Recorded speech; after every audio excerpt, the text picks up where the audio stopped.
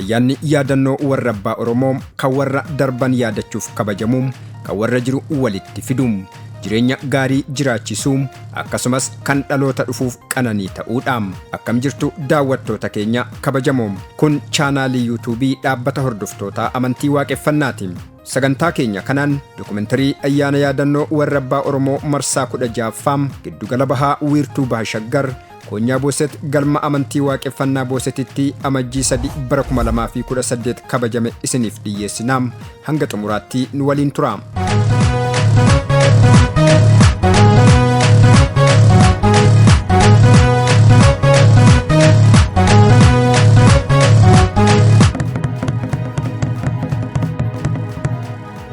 Waggaa waggaadhaan seensi baatii amajjiin waaqeffattoota biratti yeroo itti galma Boosetitti walitti dhufuun ayyaana yaadannoo warra abbaa Oromoo kabajataniidha. Dhaloonni Booranaa fi Baarentuu golee biyyaam jechuunis giddugaloota dhaabbata hordoftoota amantii waaqeffannaa hundarraam giddugala bahaa wiirtuu Baha Shaggar Koonyaa Booset galma amantii waaqeffannaa Boosetitti ayyaana yaadannoo warra abbaa Oromoo yaadachuuf walitti dhufuun baranas amajjii 1 bara 2018 waaqeffattoonni giddugaloota dhaabbata hordoftoota amantii waaqeffannaa 5 irraa imaluun galma amantii waaqeffannaa Booset galan.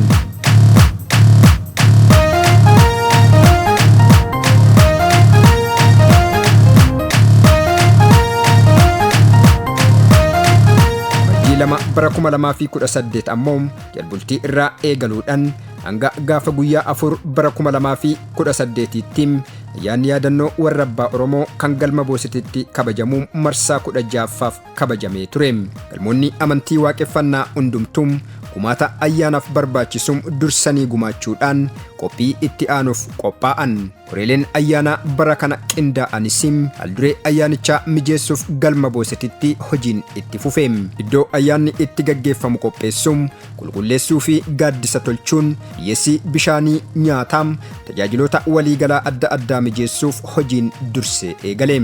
Osoo imalli hin eegalin duram ayyaanicharratti hirmaachuuf haamileedhaan qophaa'aa kan turan miseensonni galmoota dhaabbata hordoftoota amantii waaqeffannaa walitti dhufuudhaan buufata irraa imalan kan adda addaatti wal ga'aatiin turan. Imalli gara ayyaana yaadannoo warra abbaa Oromoof galma Boosetitti taasifamu kunim miira addaa qaba. Ayyaana waggaa waan ta'eefis gammachuu fi milkii walitti dhufeenyaan argamu yaada wal gahu. Guyyaan waaqeffattoonni waliin turan bara kana dabalamuun immoo hirmaattota ayyaanichaa daran gammachiise. Ayyaana bara kanaas adda taasise.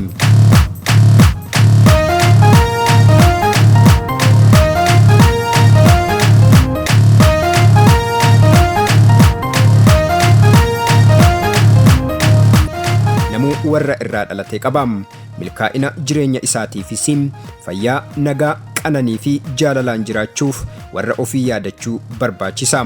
Akkuma mukni tokko karaa hidda isaatiin bishaan dhugaa jedhamuun dhalli namaatis karaa warra irraa dhalateetiin eebba fi qananii jireenya isaatiif barbaachisu argata.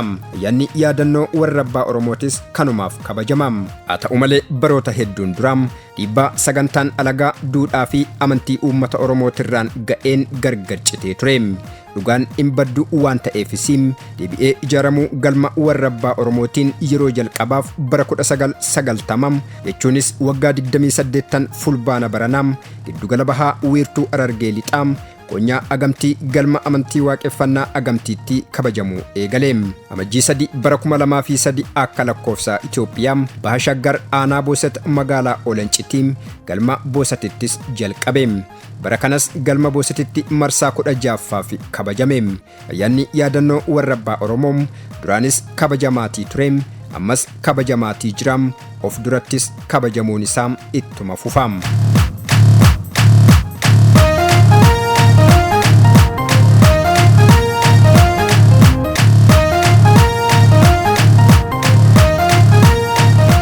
Amantiin waaqeffannaa erga dhaabbanni hordoftoota amantii waaqeffannaa hundaa'e asitti daran guddachaatii jira. Babal'inni galmootaa heddumminni hirmaattota ayyaanichaa waggaarraa gara waggaatti dabalaa dhufuun akkasumas sochiileen tajaajila amantichaatiin wal qabatan daran dabalaa adeemuun mallattoolee guddina amantichi duraan qabutti deebi'uuf irra jiru kan agarsiisudha. Ayyaanni yaadannoo warra abbaa Oromoo waggaa waggaan fulbaana 19 galma Agamtiitti amajjii 3 ammoo galma Booset ititti kabajamuun eenyummaa naamusam wal jala yaa'insam wal kabajuu wal danda'uu fi jaalala dhaloonni keenya gaafa sagantaan isaa osoo adda hin citin qabu sana jiraachaa ture nama yaadachiisa.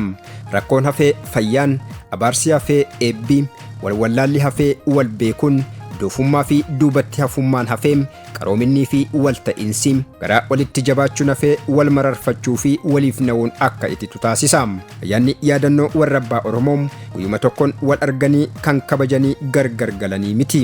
Dhaloonni walitti dhufee guyyaa warra abbaa Oromoo kabajatu wal biraa gargar galuun baay'ee marara. Miidhaginni waaqeffattootaa gammachuudhaan fuulli ifuun kan walitti gammadee seeqate qophiilee ayyaanaa naamusaan hordofuun maatiin tuutta'ee xiqqaa hanga guddaatti maaddii tokkorraa waliin nyaachuun akka kanniisaa wal danda'anii waliin jiraachuu waaqeffattootaa arguun baramaa dhufee jira.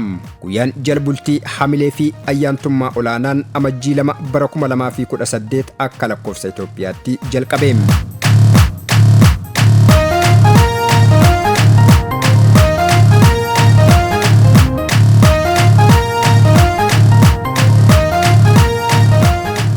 Mimmiidhagee iddoo isaa qabatee naamusaan qubateetii jira. Kanneen hojirra jiran koreeleen ayyaanaa hundumtuun ramaddii isaaniitiin hojirra jiru. Laaqanni guyyaa kanaaf qophaa'ee erga nyaatameen booda namuu sagantaa eegaluuf qophiitti jira. Galgalli osoo hin ga'in yeroo aduun gara lixaatti deeffattu asii immoo sagantaan jalbultii guyyaa ayyaanaa eebbaan eegale. Jirtuure isinii dhaybisa. Aboo katuu isinitti galin. Hajiru isini garan galin. Hajiru dua isin moggaa haa qabu. Akka fuutee kenni jiru isinirraa haa qabu. Akka gartee himi jiru isinirraa haa qabu. Harka micciir isinirraa haa qabu. Afaan jijjiir isinirraa haa qabu. Guguba geelee hama haa qabu. Raawaa ija hamallee haa qabu. Qalbisaa qalbii hamaas haa qabu. Dubbataa dubbisaa hamtuu hundaa'uu haa qabu. Qabeenu gad hin dhiisin. Qabeenu gad hin dhiisin. Qabeenu gad hin dhiisin. Alagaa fi sagantaan alagaa daangaa teenyarraa ala. Alagaa fi sagantaan alagaa daangaa teenyarraa ala. Oromoo alaa olaa yaasu. Manaa walaa taasisu. Kadhataan nuyi taasisaa waaqa. Jeekarsa yaa waaq nagaa ooltee siifuu nagumaan oollee jedhuun waaqni kan oolchee nama bulchu ta'uu jeekartoonni sagalee akka bilbilaa qillisuun jeekaran. Siifuu nagumaan oollee yaalemiyoo. Siifuu nagumaan oollee yaalemiyoo. Utufaananii waaqa waan caalanii yaalemiyoo. Samira kumse nama dhugaatii tumsee yaalemiyoo. Hamaaree see waan namaatee tolee yaalemiyoo. Odaa gaddiisa koo akkoo yaatu makoo yaalemiyoo. Waan joseree muree rakeetiin bulee yaalemiyoo.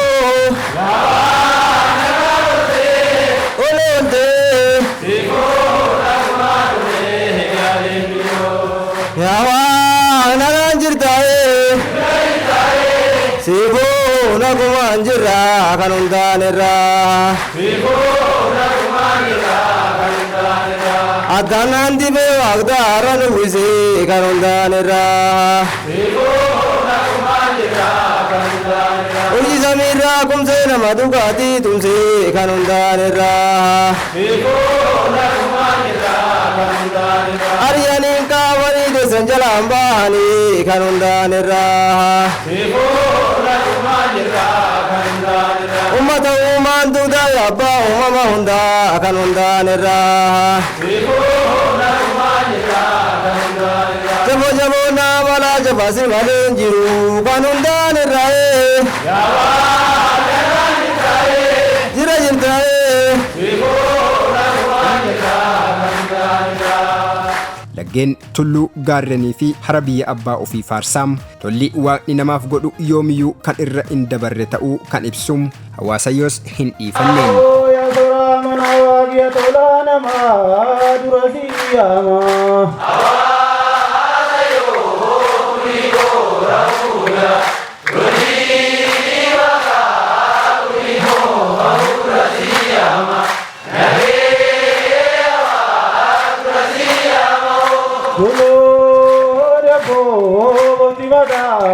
Jalagalaya irgawaka gabe kutudake gobise duragala durasiyama nage yawa durasiyama nage yawa durasiyama ore bo kanidoreti irgawaka kanidoreti saninameti waka Nagayama, Nagewa, Durasiyama, Nagewa,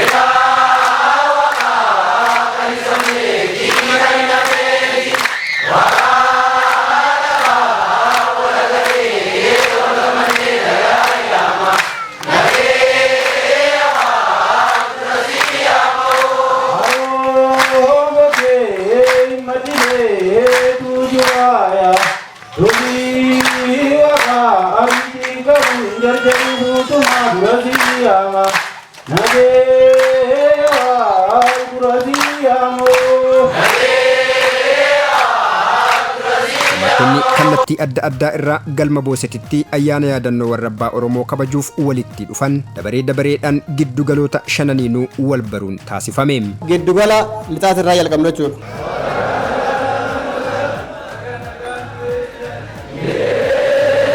Ittaansee giddugala kibbaa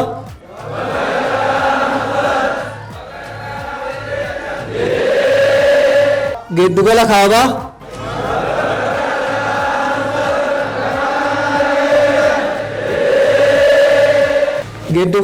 giddugaleessa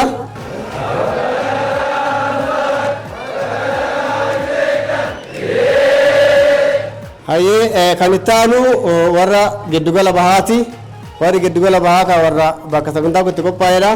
Ol jedhanii garagaraa dhuftan nuun jedhu.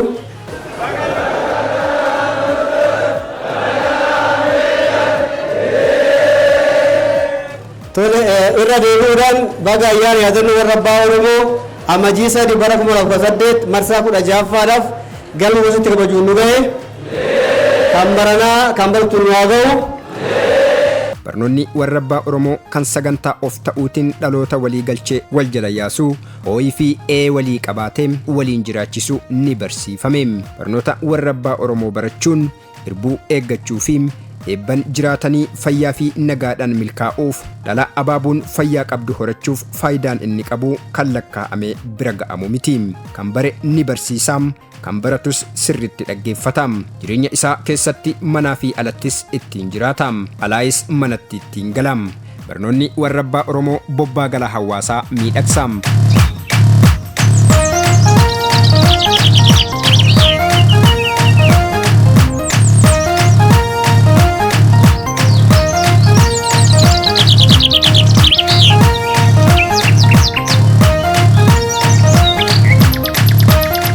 Nagaan bariitee amajjiin 3 bara 2018 guyyaa ayyaana yaadannoo warrabbaa Oromootiin. Guyyaan kun guyyaa sagantaa idilee guddicha ayyaanatiin. Cireen erga nyaatamee booda sagantichi eegaleem. Eebban saaqamee jeekkarsiitti fufeem. Gurraacha leemmoo rooba taliilaam dhihaa kiyyaa bari'aa kiyyaa jechuun guyyaa fi halkan kan uumeem bariisisuu fi dhiisisuu kan danda'u waaqa qofa ta'uu ibsan.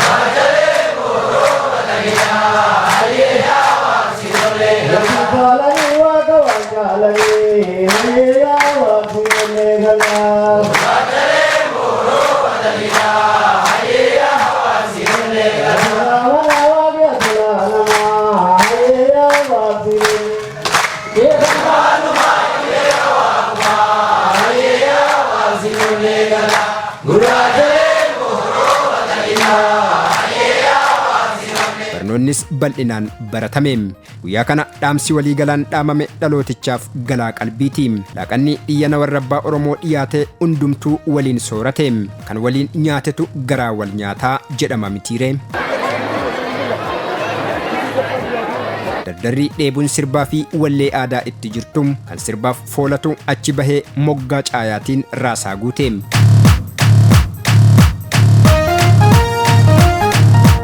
Majjiin afur bara 2018 ayyaanumaam barnootatu bal'inaan kennamaam. Sababni isaas akkuma nyaanni garaa fi qaama namaaf barbaachisutti barnoonnis sammuu gabbisuu fi kallattii jireenyaa ifa gochuuf fayyadaam. Dhaloonni of bare waan ofii baratee sagantaa ofiitiin jiraataam. Of beekee wal beekaam.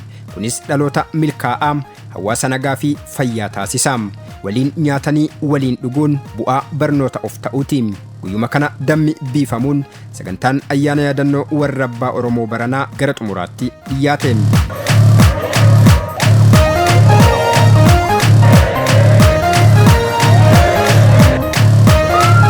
Erga warra keenya yaadachuu eegallee milkii gurguddaa argachaa jirra jechuun hirmaattonni yaada isaanii ibsatan. Taaddasaa Tafariin jedhama. Gilitaa Koonyaa Odaa Bultum galma Cirootu irraa dhufee. Maqaan kiyya Malkaa Tashoomatiin jedhama. Miseensa galma Malkaa bal'aatee jechuudha. Koonyaa Bachootitti kan argamu. Hiikaa Biraanii Baqqalaan jedhama. Giddugala lixaa wiirtuu Wallagga lixaa galma Gaara Sonkorraatiin jechuudha. Guyyaa warra keenya yaadachuu jalqabne kana milkii guddaan arganne jechuudha. Akkuma uummata Oromootitti. Ayyaana warra keenyaa warra darbee kan kabajuun fi jireenya jechuudha. Maaliif guyyaa ayyaana isaaniif yaadannoo goone guyyaa kana milkii argannaa. Yaadannoo warra darbee kabajuun dhaloota kana of taasisee dhaloota kana qaama tokko godhee tooni wal dhageessee waliin nyaachisee tooni akka waan isaati irratti ijaarramee jiraatu taasisee jechuudha. Kun bu'aa yaadannoo warra keenyatirraa arganne jechuudha. Bu'aa guddaadha. Bu'aa haga lubbuun jiraachuutti gammachuu guddaa nutti dhaga'ama. Lubbuu kan caalu waan hin jirre. Itti dabaluunis ayyaana kana hirmaachuun miira obbolummaa dhugaa ilmaan Booranaa fi Baarentuu waliif qaban agarree jedhan. Situ Ahmed Maamedin jedhama. Wirtuu Walloorraa hin dhufe aanaa Dawwee Harawaa. Maqaan kiyyaa Obsaa Ibrahim naan jedhanii Wirtuu Harargee Lixaa Konyaa Daaroo Billiqaa jedhamaa jechuudha. Galma ibsaa irraa hin dhufe jechuudha. Maqaan kiyyaa Ahmed Shamsuddin jedhama. Galmi irraa hin dhufe galma Baalee Bahaa galma walkeeyatootati. Maqaan koo Sallii Kottoola Dulaan jedhama. Miseensa galma amantii waaqeffannaa Oddoo Shaakisoo Wirtuu Gujii irraa hin dhufe jechuudha. Dhuguma dubbachuuf yoo ta'e akkanatti waan ofiit irratti argamee tooni ayyaana warrasaa kabajatuudhaaf yeroo akkanatti argamu caalaa wanni nama gammachiisu hin jiru. Kanaaf ani akka kiyyaatti miira gammachuu guddaan na dhaga'ama. Oromoo tokkotti baay'een gammadu. Baay'ee waan hin jaalladhuuf baay'ee waan hin hawwaa tureef jechuudha ayyaana kana argachuutti. Har'a garuu gaafa dhaloota kanaa baay'een gammadee jechuudha. Jechuun maalin jedhee maalin ibsatu kana bashiidha hundinuu. Ani kana waan jedhee ibsuu hin danda'u gammachuu tokkotti natti dhaga'ama. Dhaloota kana argatu kiyyaa fi sagantaa kana argatu gammachuu narraa hin cinne gammachuu keessa kutee waan hin dubbachuu danda'u na dhiba. Gammachuu guddaatu natti dhaga'ama. Oromoo akka kanatti wal gahee waan abbaa kiyyaati waan dhaloota kiyyaati jedhee sagantaa isaa sirna isaa gaggeessu argee waan hin beekne har'a kana arguu kootti dhaloota amma kanaa waan isaa gaggeeffachuudha ayyaana deebi'ee gaggeeffachuu isaa baay'ee gammachuu guddaan natti dhaga'ama jechuudha. Kana ibsuu hin dandeenyeef malee. Miirri natti dhaga'amu ammana jedhamee waan ilaalamu miti guddaadha jechuudha.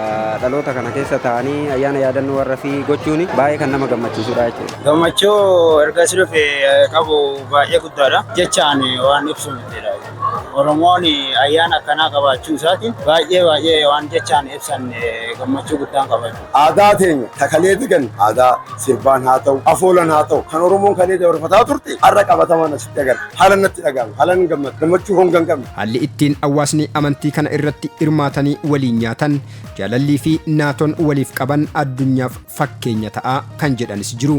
Tiiduudhaan jedhama. Giddugala lixaa magaalaa Gimbiiti. Galma Malkaam Durbaa hin dhufu. Guutaa Amin jedhama. Wirtuu Baalee galma Tulluu Mooraarraan dhufe jechuudha. Nan gammadu akka amma argu kanatti dhiiraa dubartii kan jennu laafa kan jennu jaba kan jennu akka tuuta kanniisatti wal gubbaa taa'ee kan wal danda'u nyaata maddaa takkaa nyaatee huccuu takka uffatee afaa tokkorra taa'ee waljaan hawaasaa harka afaaniin kan qabu dhabduun akka nu biratti hin rakkan habaan akka nu biratti hin rakkan hin jiru wannummaan akkanaatu fakkii alagaa ambaatiif fakkii taana jeetii yaadaan. Dhaloota fi wal arganii jaalala Oromoon qabu sanii wal danda'ee waan qabu walii hiree walii wajjin jiraata dhaloonni kun jaalaluma Oromoo waliif qabu saniin argatti isa qulqulluu isa fakkee sana tun taane jaalala Oromoo saniin argatu of ta'uun iddoo kanaan nu geesse jechuudha. Dhaloonni dilluu kun guyyaa isaa kana beekaasitti osoo wal hin ajjenne osoo namni tokko wal hin dhabne wajjin nyaachaa wajjin dhugaa osoo wal dhabbeen tokko hin jirretti gammachuudhaan osoo wal jala boonyoo tattaangalaa jechuudha. Ayyaana kana dhufuudhaaf dura hawwii turre jechuudha. Yoo akka nu bira gahu ji'a tokkoon duratti qophaa'aa turre lakkaa'aa turre jechuudha yoo taate. Kanaaf egaa dhufnee garre immoo waan nama ajaa'ibu argine jechuudha. Waan namatti tolu obbolummaa tokkummaa nageenyummaan isaa bulee nyaatee dhugee waan namatti tolu kan namni waliin gufachiif kan argine jechuudha. Nama ta'ee namummaa koo bare haadha kiyya abbaa kiyya dhaloota kiyya biyya kiyya galma kanatti kan hin bari waan ta'eef barnoota amantii kun barsiiftan jireenya argadhe waan kanarra waan haa godhu lafa kanarratti argeen beeku jechuudha. Barnoonni warra abbaa Oromoo dhaloota kana tolchee tooni dhaloonni kun xiqqaa guddaan osoo walirra hin ejjenne wal danda'ee tooni naamusa sila akkuma Oromoon kaleessa qaba jennee barannu saniin asitti yeroo gochaan agarru gammachuu guddaan natti dhagaamee jechuudha. Amantii waaqeffannaa akkasiin jaalala ta'eeti uummanni Oromoo akkana wal jaallatee waliin jiraatu silaa waan dura keessa turre waan beeknuuf uummanni akkana jira deelee yaadee hin beeku. Kanaaf uummanni keenya akkanatti deebi'ee ijaaramuun isaa gammachuuf jechaan ibsamu qabaachuudha. Bakka sochii godhutti illee yoo walirra ejjetellee walii dhiisee wal bukkee darbuudhaan dhugumaa'u Oromoon jaalala akkasii qabaachisiisaa jiru. Kaleessa gaafa facaane toonii gaafa sagantaa kanarra hin jiraanne ilmi abbaa wallaalee dhaloonni wal wallaalee toonii jiraataa ture. Har'a gaafa sila yaadannoo warra keenya kabajannee toonii jiraannu namni akkatti wal ta'ee toonii waliin jiraata. Kanaaf ka dhaamsina dhaloota keenyaaf qabu namuu sila karaa warra ofiin milkaa'a waan ta'eef namuu akka warra ofiitti gaafa jiraate jireenya kananii jiraata waan ta'eef namuu sila gara galmaa galee toonii waan isaati irratti ijaarame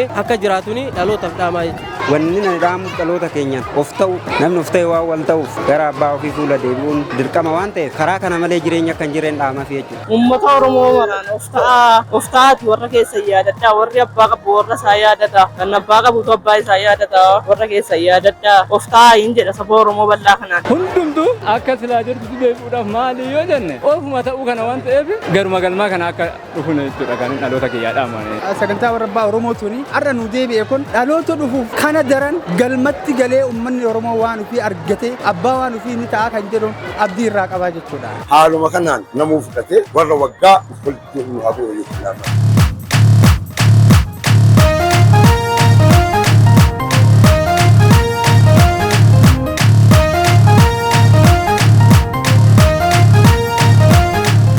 ayyaana kana qopheessanis dubbisnee turreem. Orgeessaa Gadaa Badhaasootiin jedhama. Miseensa galma malkaasaati.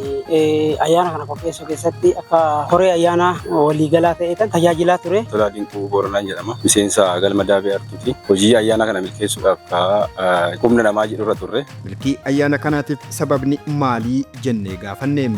Hawaasa guddaan nutti dhufa. Guutuu biyyaarraa namni nutti dhufa jechuudha. Ayyaana kana milkeessuudhaaf hawaasa gamitti dhufuu danda'a kan jedhu erga wixineeffamee lafa kaa'ame wantoota garagaraa kan waan as keessatti barbaachisu hundaafuu erga lafa kaa'ame booda sochii gara ayyaanatitti seenamuun achirraa jalqabee ergasii booda wanni tokko nama baay'eedha yoo itti deeman akka salphaa namaaf ta'u koreeleen waan kanaaf barbaachisan hojii kana adda qoqqoodannee erga hawaasanitti qajeelle akkasuma immoo dhaloonni as keessa jirullee dhaloota walii ajajamu ta'uu isaatirraa kan ka'e milkaa'ina ayyaana kanaaf bifuma salphaa ta'een milkeessuu dandeenyerra. Ayyaana kana milkeessuudhaaf kutaalee garagaraatti jira jechaadha. Kutaaleen jira sunillee waan tokko mari'achuudhaan waan akka waliigalaatitti sochiiwwan ayyaana kana wal qabatee namuka ayyaanni kun ayyaana dhalootati. Dhaloota kana wanni silaa nu milkeessu akka sabaatti akka dhalootatitti ayyaanni warra keenyatti nu faana jira waan ta'eef hojiiwwan silaa sitti hojjechaa turan kun ni mul'atanii qaama silaa dhimma hojii kanaa ta'ee biyyan nurra jira jechuudhaan nu ayyaana kana hojjechuudhaan dalaguudhaan milkii irraa arganna waan ta'eef biyya killee garaagaraatiin nutti dhufe kana kan irraa milkaa'uu ni dandeenyu tajaajila isaanii gochuudhaan nageenya isaanii eeguudhaan akka isaan hin dhoobonne akka isaan hin beelofne tajaajila silaa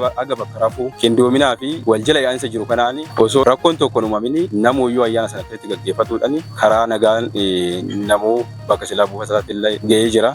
Ayyaantummaa irraa abbaa Oromootti illee galanii haa ga'u. Hawaasni keenya barnoota galmatti barate hojiitti kam wal dhaga'uu fi wal jala yaa'uun ayyaanni kun akka milkaa'u taasisanii jechuun naamusa jaalalaa fi tasgabbii waaqeffattoonni qaban dubbatan. Barnoota of ta'uu kana barachuudhaan hawaasni galma gale kun hawaasa walii ajajamu ta'uu sagalee tokkoon jecha tokkichaan wal jala yaa'u ta'uu isaa inni agarree jiru qabatamattota barbaachisan irratti nama lafa kaawwan namni tokko odoo waliin ifatin wal jala yaa'anii waan kana nu milkeessuu danda'aniiru bakka tokkotti hanqinni tokkollee akka hin jirre namni hojiin kee kana qofa itti himuudha sanaan booda haga nu eegne sanii ol hojjetee raawuudhaan agarsiise waan ta'eef nama 10 nama 20 walitti qabdee nagaan addaan galchuu kan ulfaatu san hawaan tokkummaan ta'in hawaasa kana nagaan galchuu dandeenyeerra jechuudha waan takka oduu ulfaatini. Namni of ta'e nama silaa wal ta'uun isatti hin ulfaanne hojiin guddoon immoo wal ta'uudha waan dalagamuufi wal jala yaa'insa waan dalagamuufi ogummaa fi beekumsa warra of ta'e kana biratti hanquu miti jechaadha guutuu waan ta'eef wal jala yaa'insi jiru jaalalli jiru namuukaa waan kana isaa ta'uu beekuudhaan bakkeen kiyya kanaa kee immoo asii jechuudhaan walii ajajamuu walii ergamuu osoo hin didini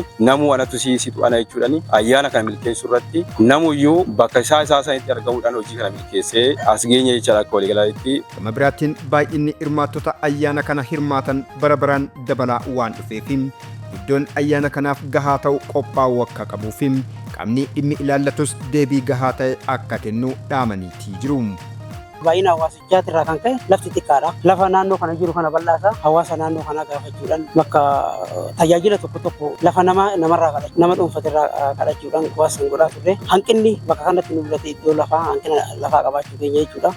Qaamni furmaata nu kaa'uu qabu illee furmaata ni kaa'e dheetti abdanna jechuudha. Kanaaf namuyyuu akka dhaabbatee inni qabu ku jiraate wanni kun waan keenya waan dhalootatti itti abbaadha waan ta'eef qaamni silaa waan kana milkeessuudhaaf dhufu waan hin jirreef kan hojjetu numa waan ta'eef kanuma caalaa namu adaduma barannuun adaduma silaa galma turru beekumsi keenyalleen wal jala yaa'insi waan keenya cimaa deema waan ta'eef kanuma caalaa silaa warruma cimee sagantaa ofii kanatti abbaatee gaggeeffatu ayyaantummaa irra abbaa Oromoo illee nima taasisu.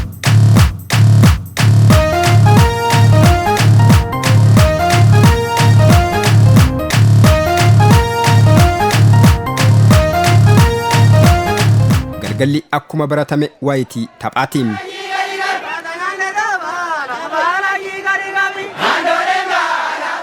Fulbaana itti aanuun nu haa gahuu jedhanii yeroo walitti dhaammataniin dhiichisaa fi shaggooyyeen tirrii ragannii fi weedduun aadaa kan argaa ijaatiif namatti tolan dhageettii gurraatiif mi'aawan marartee waan ofii calanqisiisan kan miidhagina waan aadaan qabdu irraa anga'uum sagalee fi sochiin gartuu muraansaan tuuta korbuu godhatee taphatum guyyaa hundumaa osoo akkasitti oolanii nama jechisiisaamu.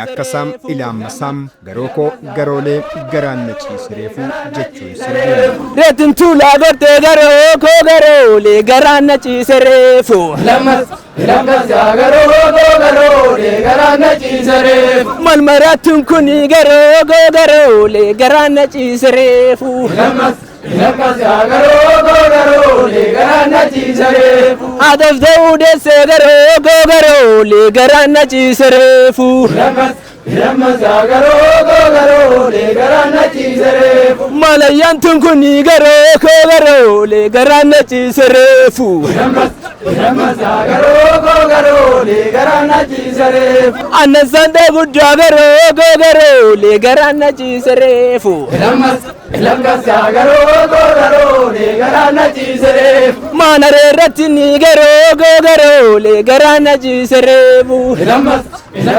garookoo garoolee garaan na ciisireefu. Dubbii warra galmaa garookoo garoolee garaan na ciisireefu. Lammas garookoo garoolee garaan na ciisireefu. Mana geekkatiin garookoo garoolee garaan na ciisireefu. Lammas garookoo garoolee garaan na ciisireefu. Kaleessa galgala garookoo garoolee garaan na ciisireefu. Lammas garookoo garoolee garaan na ciisireefu. Galgaleessituu garookoo garoolee garaan na ciisireefu. Lammas garookoo garoolee garaan na ciisireefu. Waluu qabna jettee garookoo garoolee garaan na ciisireefu. Lammas garookoo garoolee garaan na ciisireefu.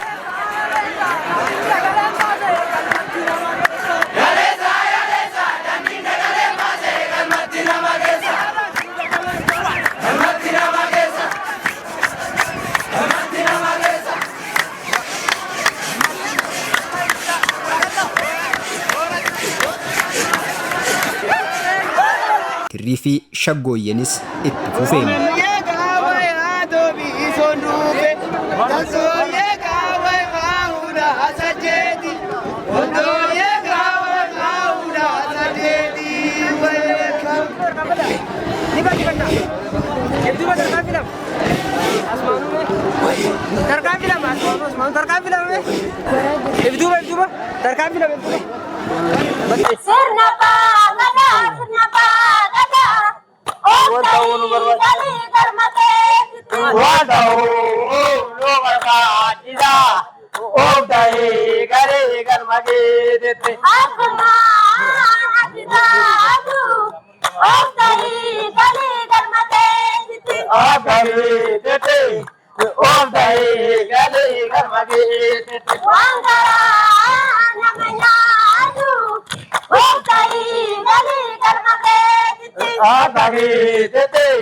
Otai gale garmage tete. Sirna tu kana, sirna tu kana.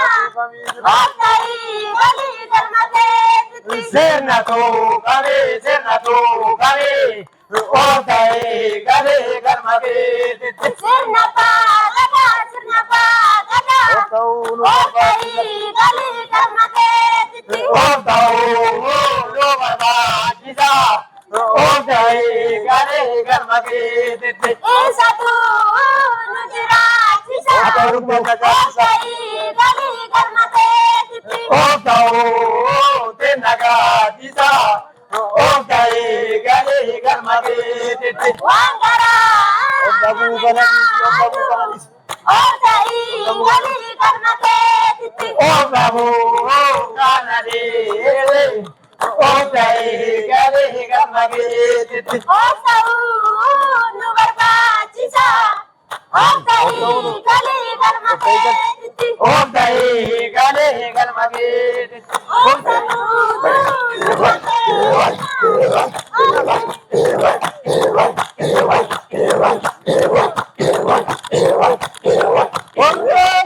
Karo be sovandane.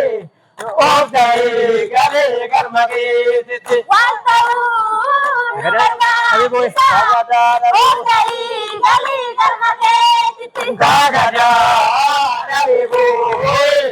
Otai gale garmage tete. Satu nujra jisa. Otai gale garmage tete. Aguma doguma. Otai gale garmage tete. Otau waya, otau waya. Otai gale garmage tete. Watau waya. Otai gale garmage tete. Watau nubarba jisa. Otai gale garmage tete. Aguma doguma. Otai gale garmage tete. Sirbitu, sirbitu. Otai gale garmage tete. Sirna tu kana. Otai gale garmage tete. Lamadi tete, lamadi tete. Otai gale garmage tete. Sirvatu tere. Otai gale garmage tete. Mormanda sini. Otai gale garmage tete. Otai gale garmage tete. Asale tete. Otai gale garmage tete.